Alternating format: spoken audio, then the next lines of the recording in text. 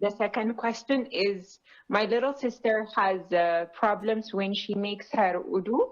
She has waswas and she keeps on making wudu 2-3 times per salah, and she prays again and again. And we've tried reciting the Quran for her and taking her to masjids to help her, but it's been a very long time, almost 3 years now, and it's getting worse and worse by the day. Okay. So I was wondering how we could help her. Okay. I will answer you, inshallah, Hayat. Thank you very much. Jazakallah. Barakallah fiki. Her second question, Hayat says that her sister has an OCD, obsessive compulsive disorder, in wudu and in praying. And she repeats the prayer over and over again, probably spends like an hour in the bathroom making wudu, then making another wudu and a third and a fourth. This type of OCD is quite common among the Muslims.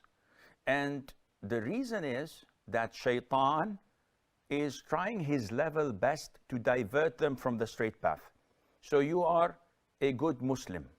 You pray on time. This doesn't go down well the throat of shaitan. So what he comes up with, he analyzes your personality.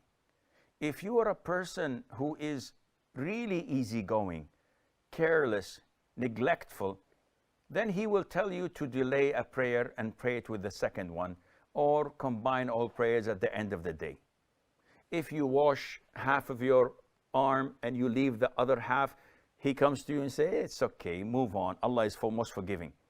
And slowly, he will make you abandon salat. If he finds, after analyzing your personality and your character, that you have strong iman and you're careful in performing things according to the sunnah, and you're keen on taking religion with strength and power, he makes you exaggerate things. He makes you go overboard. So washing your limbs 3 times, no, this is for laymen. Making them 5 is best. Washing them 7 times is best. I finished washing my body. No, maybe you missed something. Just to be safe rather than sorry, do it over again. Tell you what, why not perform ghusl instead of wudu? This is even purer. And he keeps on doing this until he messes totally up with your mind. You pray, and just before the salam, he says, maybe you forgot a sajda. Maybe you mispronounced the Fatiha. Tell you what, let's do it all over again. And he keeps on doing this until you reach the breaking point and you are in despair, you give up, and you don't pray anymore. All of this is the handiwork of shaitan. This is the blueprint of shaitan. And I see this every single day.